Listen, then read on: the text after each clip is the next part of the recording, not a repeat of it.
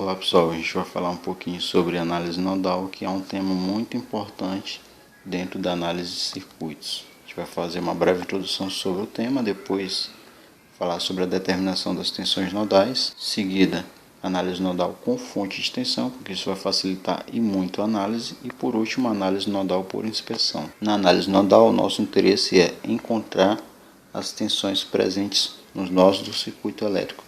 Para isso a gente precisa seguir algumas etapas. A primeira etapa é determinar as tensões nos nós, com exceção de um nó, em que esse nó a gente vai estar selecionando como nó de referência. Então, dos N nós, um nó vai ser de referência e os nós seguintes são os nós em que a gente quer determinar as tensões nodais em relação ao nó de referência. Feito isso, a gente vai atribuir correntes que vão estar circulando nos ramos. Em função disso, a gente vai aplicar a LKC em cada um dos nós, com exceção do nó de referência, e pela lei de Ohm está expressando essas correntes em termos das tensões nodais. Em seguida, nós vamos ter um sistema em que a resolução dele vai nos fornecer as tensões nodais. Esse caso aqui é um caso típico da análise nodal, em que um nó ele é separado para ser o nó de referência, e a partir daí os nós restantes, os outros dois nós, nessa situação, são os nós em que a gente vai tentar determinar as tensões nodais. Antes,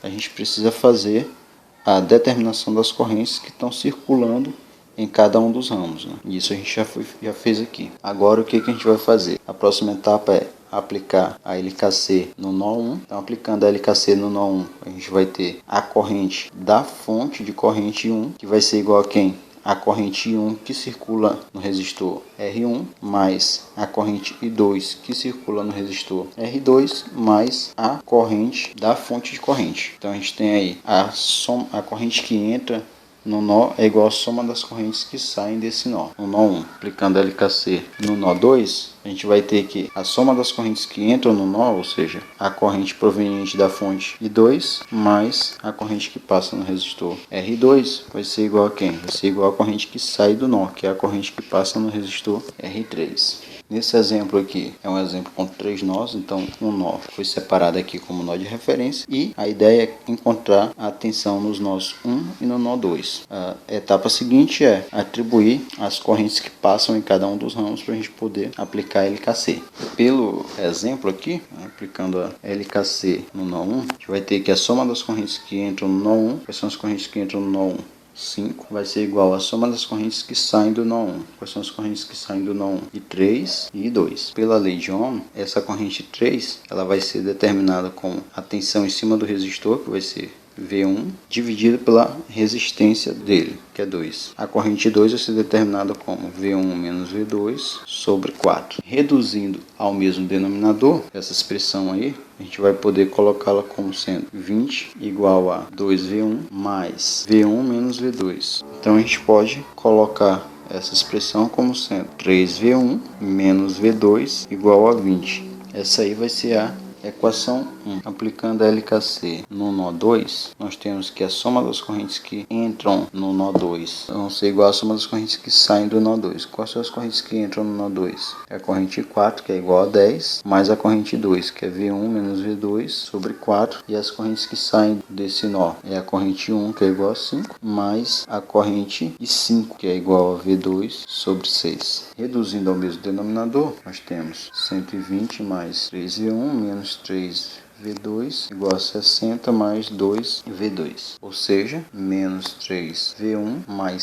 5V2 igual a 60. Essa aí vai ser a equação 2. Então, somando 1 e 2, o que nós teremos? 4V2 igual a 80, então V2 vai ser igual a 20 volts. Substituindo V2 em 1, a gente vai ter que a tensão no nó 1 vai ser igual a 40 sobre 3 volts. Lembrando que esse sistema representado pelas equações 1 e 2 também pode ser resolvido de outras formas, como por exemplo aplicando o Cramer. Esse caso aqui é um caso interessante, que é a presença de fontes de tensão em um circuito. Para fins de análise nodal, se essa fonte de tensão estiver entre o nó de referência e outro nó do circuito, a gente já não precisa calcular essa tensão nodal. Por quê? porque ela vai ser dada pela própria fonte de tensão. E se a gente tiver uma fonte de tensão entre dois nós que não são nó de referência do circuito, aí a gente vai ter o que a gente chama de supernó. Então no supernó a gente pode fazer a avaliação das tensões nos nós, que para esse caso aí vai ser V2 menos V3 igual a 5 volts. E no supernó, quais são as correntes que estão entrando no supernó? As correntes que entram no supernó são I1 e a corrente 4. Então a LKC no supernó vai ser I1 mais I4 igual a soma das correntes que saem do supernó, que são I2 e I3. I2 mais I3. Bom, então isso vai facilitar e muito as nossas análises, que é quando a gente tem fonte de tensão presente em um circuito. E essa avaliação vai ser feita pela análise nodal. Para esse circuito, a gente tem aí uma fonte de tensão entre dois nós. Então, tudo que está entre esses dois nós aqui, a gente vai chamar de supernó. E nesse resistor de 2 ohms, a gente vai atribuir uma corrente 1 descendo, no resistor de 4 ohms, uma corrente 2 descendo. Então, no supernó, a gente tem que V1 menos V2 vai ser igual a 2, ou seja, V2 vai ser igual a 2 mais V1. Isso aqui a gente vai chamar de equação 1. Aplicando a LKC no supernó, nós temos que 2 igual a I1 mais I2. Aplicando a LKC no supernó, nós temos que a corrente que entra no supernó é igual a 2. E as correntes que saem do supernó são I1 mais I2 mais 7. Ou seja, I1 mais I2 é igual a menos 5. Quem é I1?